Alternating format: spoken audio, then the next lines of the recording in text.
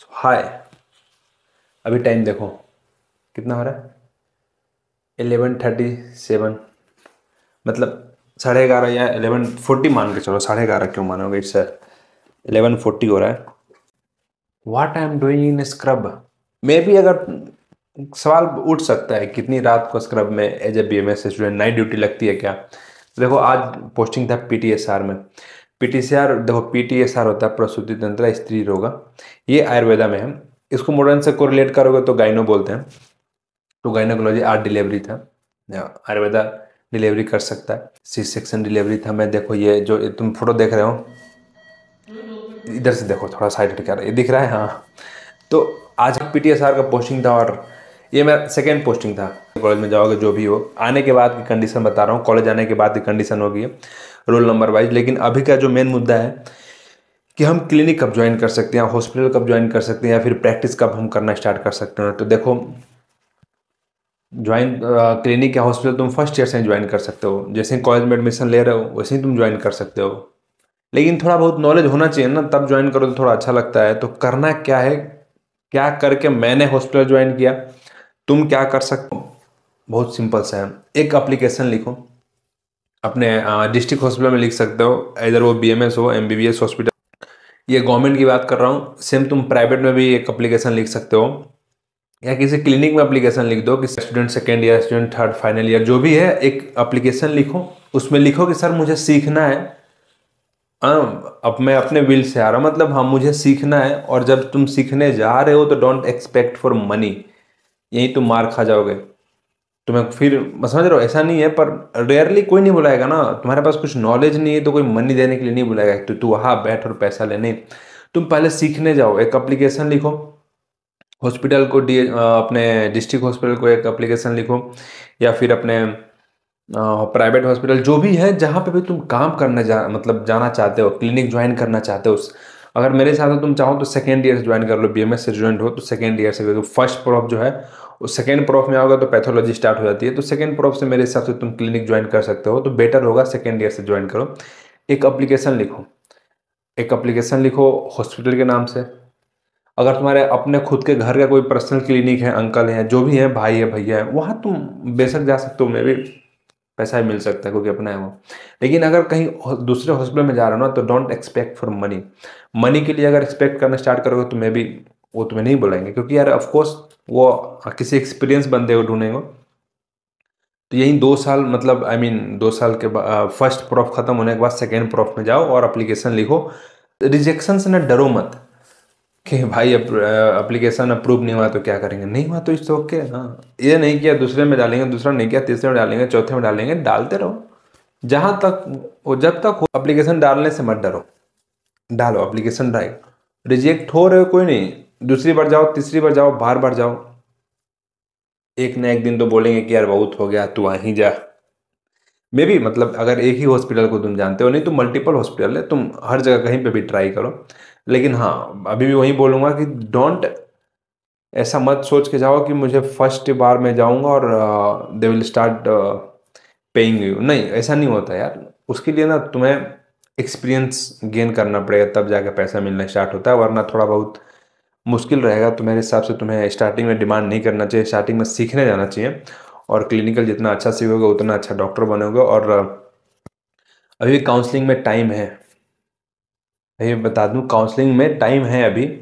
तो पूरा डॉक्यूमेंट्स तैयार के अगर हो, क्या क्या डॉक्यूमेंट्स लगता है, क्या क्या नहीं लगता है, मैंने व्हाट्सएप ग्रुप बना रखा है, उसमें ज्वाइन कर लो तुम। और काउंसलिंग टीम भी बैठा रखा हूँ इसी के लिए, क्योंकि क्लिनिकल मतलब जो नॉलेज है वो नहीं ले पाते हैं। तो ये कहीं ना कहीं मार खाने का एक रीजन बनता है। तो यही सब रीजन को तुम अवॉइड करने के लिए तुम्हें एक अच्छा कॉलेज मिलना चाहिए, जहाँ पे पेशेंट फ्लो अच्छे हों, अच्छे कॉलेज में टीचर भी अच्छे होंगे, इंफ्रास्ट्रक्चर, फैकल्टी सब अच्छी रहेगी। तो वही कॉलेज, उसी कॉलेज में ज्वाइन करना है जहाँ पे ये सब मिलेगा। इसीलिए मैंने काउंसलिंग टीम बैठा रखी है। और तुमको मैं वही कॉलेज सजेस्ट करूंगा जहाँ पे ये सब क्राइटेरिया फॉलो होंगे। कोई कॉलेज प्रमोशन या कोई ये सब बिल्कुल नहीं चाहिए मेरे को। तुम बस, मैं चाहता हूँ कि देखो, कोर्स में, इस कोर्स को मैंने 3.5 ईयर दिए हैं, क्योंकि नेक्स्ट हाफ ईयर में मेरा कंप्लीट हो जाएगा, फाइनल ईयर इंटर्नशिप में आ जाऊंगा। तो मुझे इस कोर्स को इतने समय दिया हो तो मैं बोल सकता हूँ कि नहीं यार, ये कोर्स का फ्यूचर है, स्कोप है, तुम खुद से कर सकते हो। इसलिए तो तुम्हें बोल रहा हूँ कि तुम क्लिनिक भी ज्वाइन कर सकते हो, सीख सकते हो, आयुर्वेदा सीखो, एलोपैथी सीखो। मिक्सोपैथी थोड़ा सा किसी स्टेट में परमिशन होता है, किसी स्टेट में नहीं होता है, तो उस पर एक सेपरेट वीडियो बनाएंगे। लेकिन दोनों सीख सकते हो, तुम्हारे मर्जी है। लेकिन अगर मतलब मैं अपना प्रैक्टिस बोलूँ मैं क्या करूँगा फ्यूचर में, तो ऑफकोर्स मैं फ्यूचर में आयुर्वेदा प्रैक्टिस करने वाला हूँ, एलोपैथी नहीं। सीखा दोनों हूँ, एलोपैथी मतलब जनरल प्रैक्टिस जीपी बोल सकता हूँ, लेकिन डीपली तो आयुर्वेदा ही जाना है। उसके पीछे रीजन बनता है क्योंकि देखो आने वाले समय में एलोपैथी बहुत चल रखा है, बहुत पहले से ही चलते आ रहा है। तो कहीं ना कहीं वो उस लेवल में पहुंचने लगेगा कि यार बहुत हो गया, ये समझ रहे हो, इससे ऊपर अब लोग नहीं सह पा रहे। तो फिर जो इधर जो चीज़ें खड़ी है ना, फिर ये ऊपर आना स्टार्ट करती हैं। तो समझ रहे हो, ये इस लेवल पे पहुंचने वाला है, सेचुरेट होने वाला है। अब ये जो बाकी जो चीज़ें बची है ना, जो अपना खुद का है, ट्रेडिशनल मेडिसिन है जो, या हम अपना खुद का उपचार बोले या खुद का जो ट्रीटमेंट बोले, अब वो चीज़ें धीरे धीरे ऊपर चढ़ के आ रही है, उस पर रिसर्च हो रहा है, ज़्यादा हो रहा है। तो फ्यूचर बहुत अच्छा है, इसका स्कोप है, फ्यूचर है। और मैंने टाइम दिया है तो इसलिए मैं बोल सकता हूँ, क्योंकि मुझे पता है इस चीज़ के बारे में। तो तुम सीख दोनों सकते हो, सीख तुम एलोपैथी सकते हो, सीख तुम आयुर्वेदा सकते हो। मे बी जिस स्टेट में तुम जाओ अपने हिसाब से तुम प्रैक्टिस करो। लेकिन ज्वाइन कब से करना है, इसकी इसके लिए थोड़ा बहुत मेरे हिसाब से नॉलेज हो जाने के बाद, फर्स्ट प्रूफ होने के बाद ज्वाइन करो, सेकेंड प्रूफ से। और ज्वाइन करने के लिए विधि बहुत प्रोसेस बहुत ईजी है।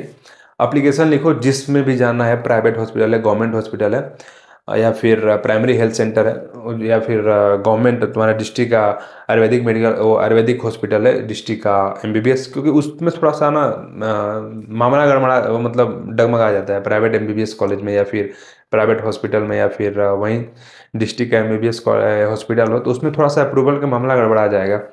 प्राइवेट वाले में थोड़ा सा इजी हो जाएगा, वो तुम्हें बुला लेंगे, तुम एप्लीकेशन लिखना, मैं सीखने के लिए आ रहा हूँ, I am going to help others people, मतलब नर्स को हेल्प करूंगा या फिर उनके साथ रह के मैं सीखने आ रहा हूँ, पैसा लेने ये सब मत लिखो, सीखने आ रहा हूँ बोलो हॉस्पिटल को, मुझे सीखना है, अपने विल पावर से मैं सीखने आ रहा हूँ। तो फिर हो सकता है तुम्हारा अप्रूवल एक्सेप्ट हो जाए और तुम जा सकते हो। और रिजेक्शन से भी मत डरो, जितना हो सके डालते रहो अप्रूवल, सीख जाओगे तो क्लिनिकल एक्सपोजर जितना अच्छा मिलेगा, ऑफकोर्स उतने अच्छे डॉक्टर बनोगे। फिर बीएमएस को तुम गाली नहीं दोगे, क्योंकि गाली देने का रीजन नहीं बनता है ना कि तुम्हें कॉलेज अच्छा नहीं मिला, दूसरा तुमने पेशेंट फ्लो अच्छा नहीं देखा, तो इसलिए ऑफकोर्स गाली देते हैं लोग। मैं बहुतों को देखा हूँ, इवन मेरे बैच के हैं जो दूसरे कॉलेज में, उनको अब तक फाइनल ईयर में आकर पेशेंट को हिस्ट्री लेना नहीं आती, क्योंकि वो कॉलेज में कोई आता ही नहीं है भाई, तुम ही डॉक्टर थे और तुम ही पेशेंट भी थे। तो इसीलिए इसी कॉलेज से मैं तुम्हें बचाने के लिए नहीं भेजना हो कि उस कॉलेज में मत जाओ, इधर मत जाओ, उधर मत जाओ। इसीलिए मैं टीम बैठा रखा हूँ, सजेशन भी उसी कॉलेज का मिलेगा जिस मतलब जहाँ मैं जा रखा हूँ। पर्सनली कॉलेज नहीं बुलाया है, मैं बस नॉर्मली देखने के लिए, अगर मैं तुम्हें सजेशन दे रहा हूँ मतलब उस कॉलेज को बारे में जाओ या वहाँ पे जाओ, मतलब उस कॉलेज को मैंने विजिट किया है और उस कॉलेज में तीन चीज़ें देखा हूँ, पेशेंट फ्लो देखा हूँ, उसका इंफ्रास्ट्रक्चर देखा हूँ, उसका टीचिंग फैकल्टी, ये तीनों अच्छा है, तभी उस कॉलेज में तुम्हें बोलूँगा कि हाँ तुम उस कॉलेज में जाओ। एंड समय अभी थोड़ा सा मिला है, गैप मिला है, क्योंकि काउंसलिंग में अभी टाइम है, गैप मिला है, तो उस गैप को एंजॉय करो अच्छे से। तीन चार चीज़ें कर सकते हो, कहीं ट्रैवल कर लो, जो मूवी बचा है वो देख लो, या फिर सबसे जो मुझे पर्सनली अच्छा लगता है, स्किल डेवलप करना स्टार्ट कर दो। सोशल मीडिया है उस पर, मतलब जो भी है, मतलब कॉलेज में आने के बाद थोड़ा अर्निंग का मैटर सीखना, वो जनरेट करना स्टार्ट करोगे, क्या करें कि अर्निंग होना स्टार्ट हो जाए, उस पर तुम काम करना स्टार्ट करो। जैसे तुम ये भी सीख सकते हो। देखो इस मामले में प्रो तो नहीं हूँ, प्रो तो तुम छोड़ो, कमेंट में तुम बता देना कि मैं बजाया कैसा।